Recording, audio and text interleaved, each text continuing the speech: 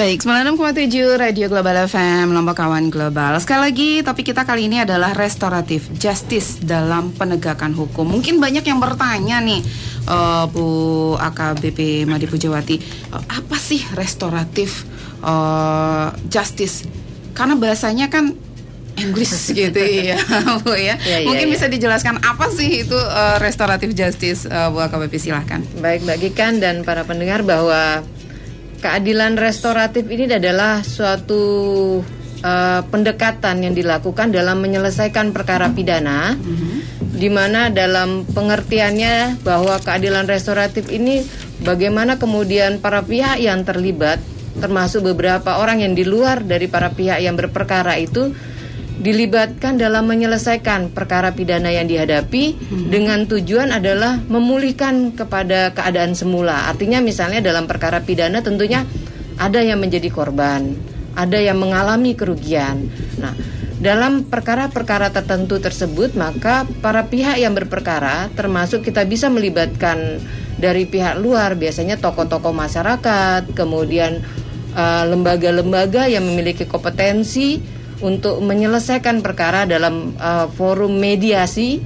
atau dalam forum kesepakatan bersama, itu mereka menyepakati suatu upaya perdamaian dalam proses penyelesaian perkara pidana yang dihadapi. Demikian kurang lebihnya, Mbak.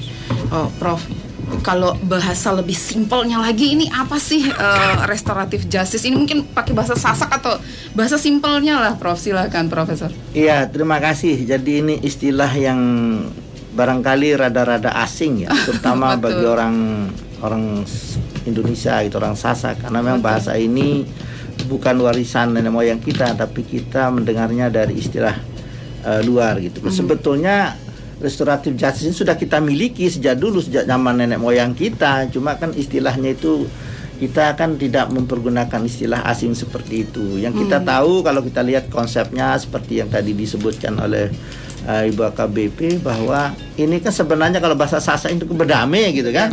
Berdamai ya, gitu jadi ya. misalkan perdamaian. Nah, lalu prosesnya itu adalah melalui musyawarah mufakat gitu kan. Dan itu sudah menjadi bagian dari kepribadian bangsa Indonesia. Dan sejak kita merdeka dulu kan memang cita-cita dari pendiri kita itu kan supaya kita itu lebih mengutamakan perdamaian daripada kita pergi ke pengadilan kan gitu kan. Jadi musyawarah mufakat gitu kan. Dan kita di bangsa Sasak ini, suku bangsa Sasak ini kan sering juga kalau menyelesaikan masalah itu ada istilahnya aib meneng tunjung tilah empat bau gitu kan. Apa itu, Prof?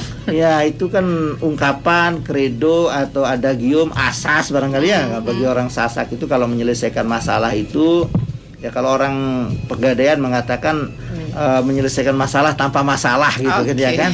Jadi bagaimana masalah itu bisa selesai dengan damai, tidak ada keributan gitu kan, yang membuat hubungan antar masyarakat, antar yang bersangkutan itu kemudian menjadi terganggu. Tapi penyelesaiannya baik gitu kan, jadi bisa terselesaikan begitu.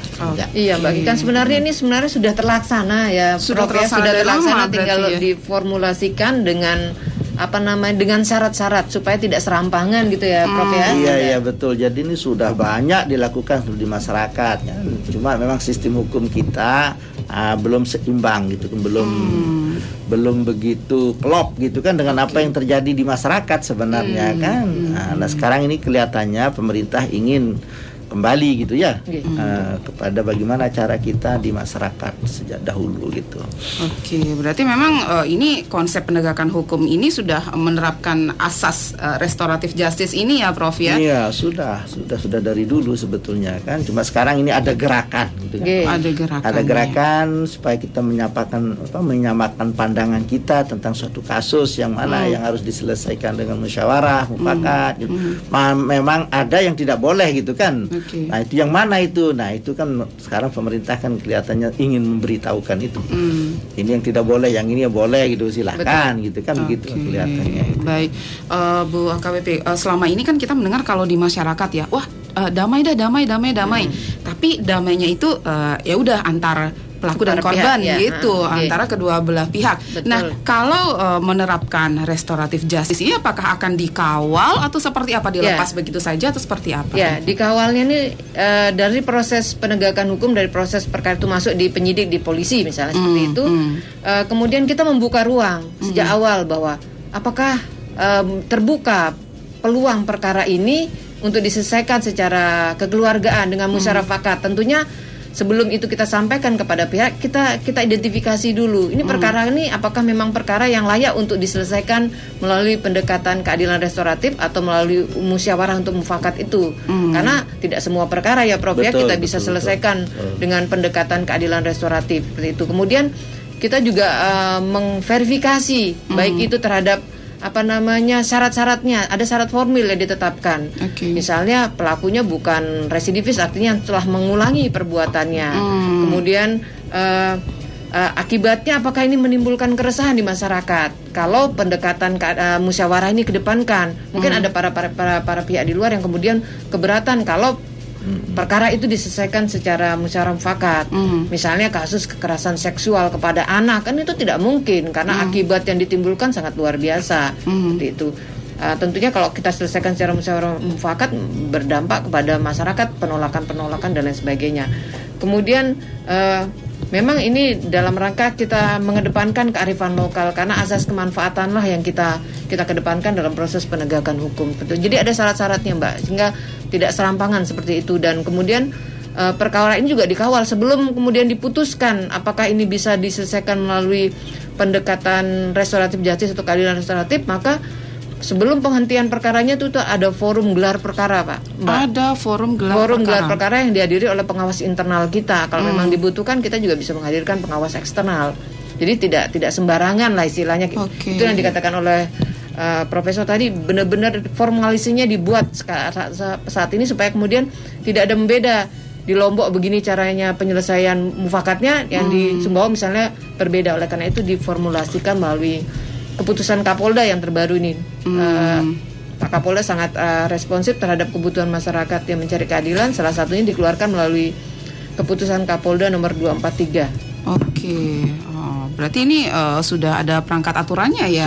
Sudah ada. Mulai dari Perkap nomor 6 tentang manajemen penyidikan di tahun 2019 itu sudah diberlakukan seluruh Indonesia.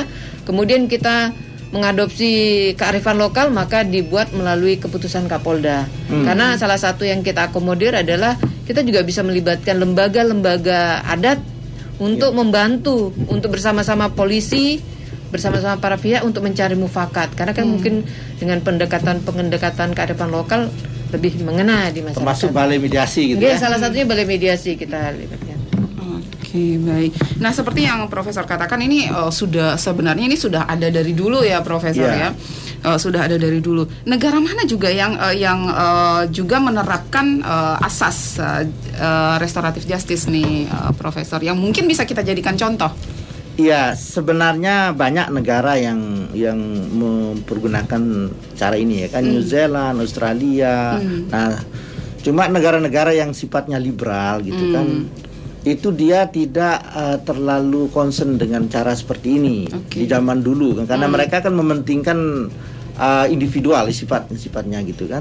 Tetapi sekarang di negara-negara itu dan sudah ada dukungan internasional luar biasa, bahkan PBB juga gitu kan, supaya penyelesaian secara restoratif justice ini dilakukan secara menyeluruh gitu kan. Itu sesuai dengan adat budaya atau negara yang bersangkutan tentunya kan. Seperti kita misalnya, kita kan berdasarkan Pancasila kan. Nah, Pancasila ini kan beda gitu kan cara kita dengan orang Barat yang liberal gitu kan, kemudian orang-orang Soviet misalnya kan yang proletar begitu, itu agak ada bedanya caranya gitu kan.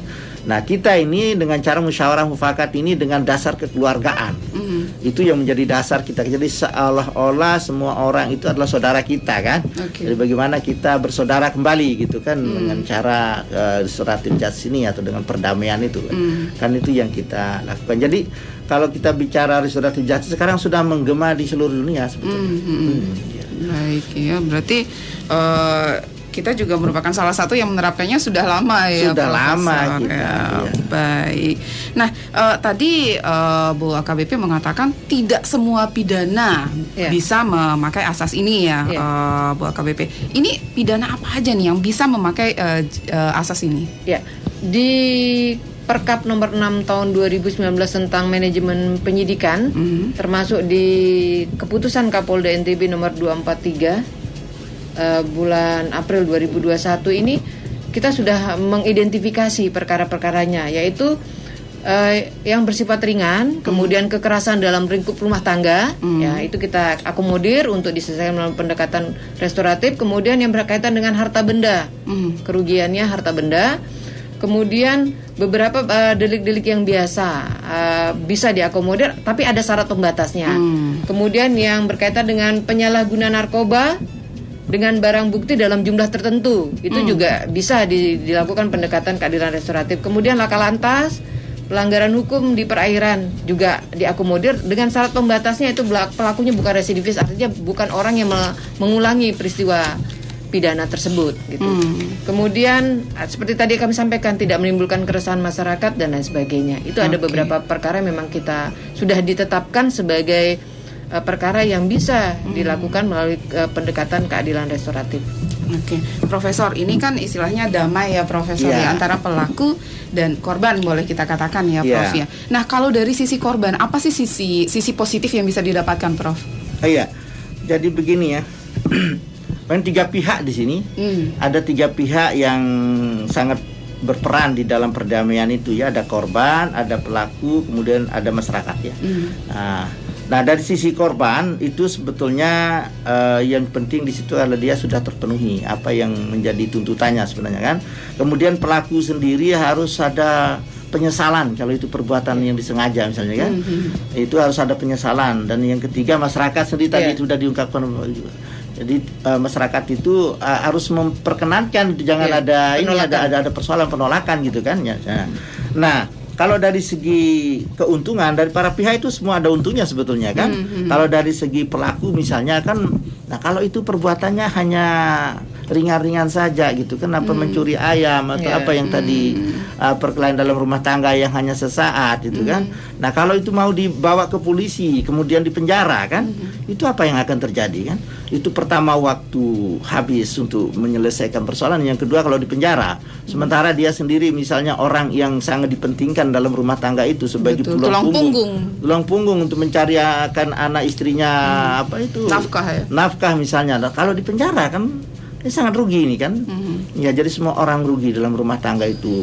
Apalagi kalau masyarakat misalnya di situ memang orang tersebut adalah dikenal orang baik misalnya kan, cuman kan karena kesalahan saja menabrak orang misalnya gitu kan yang atau apa sih. Kemudian dari segi korban sendiri ya itu kan sudah terpenuhi, apalagi yang mau dia ini kan. Misalnya saya minta ganti rugi lah, ini sepeda motor saya rusak ini sudah diganti gitu kan.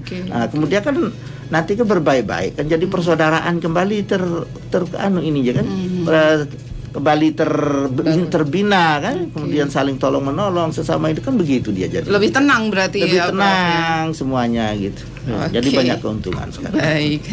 Nah, nanti akan kita tanyakan, siapkah kita ya kawan global dengan formula yang baru ini? Oke, mungkin dari dulu sudah ada tapi sekarang diperbaharui lagi formulanya. Siapkah kita? Jangan kemana-mana, tetap di 96,7 Radio Global FM Lombok.